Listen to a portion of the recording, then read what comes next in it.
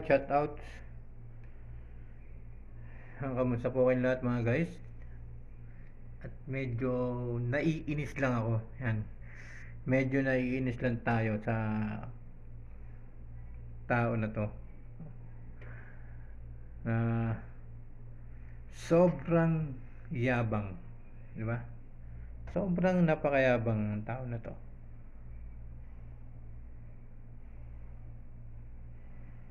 Meron naman pagyayabangan.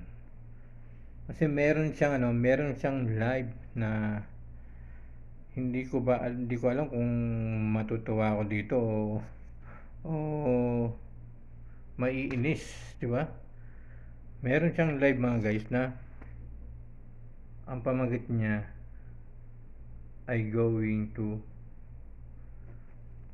Japan. Going to Japan ang pamagat niya. Pagkatapos, meron siyang ipinakita na ticket. Ang nakalagay, Davao ay Manila to Davao. Diba? Sino yung maniniwala sa kanya kung ganyan, di ba?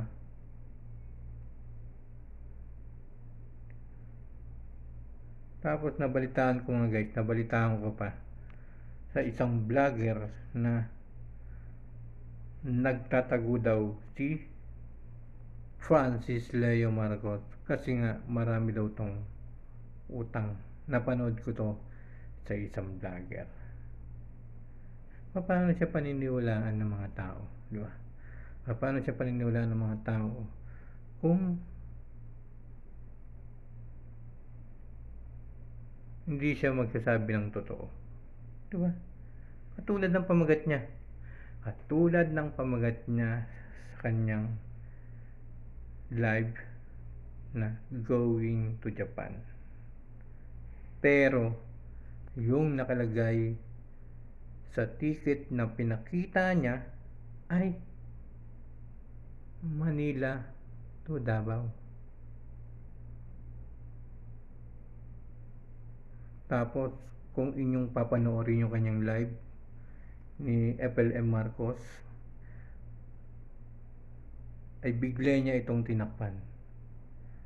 Pero hindi siya makakaligtas sa akin.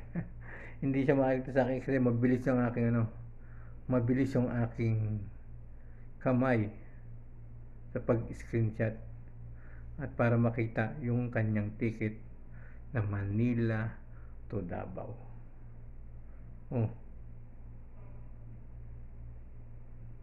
Kung ayaw niya na masabihan na nagtatago dahil sa mga utang niya, ay dapat hindi niya gagawing biro. Hindi niya na itatago kung saan siya pupunta. Tinakpan niya pa yung ticket niya eh. Baka daw makita yung lugar kung saan siya pupunta. Akala naman ni Francis Leo Marcos mahina yung mga mata, mahina yung mga isip ng mga tagapanood niya. Di ba? Oh no, Francis Leo Marcos, idol kita. Okay lang sa akin na nagsisinungaling ka o nagmamayabang. Pero yung pag sinalingan mo yung mga viewers mo, tagapanood mo, ay huwag mong gagawin. Kasi maraming maiinis sa'yo, maaasar. Diba?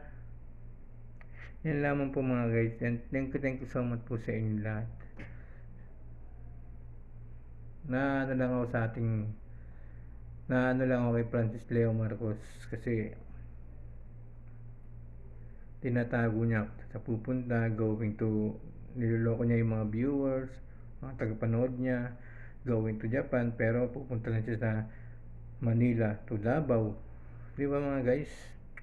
Yan lamang po mga guys. And thank you so much. Supportan niyo po yung ating YouTube channel.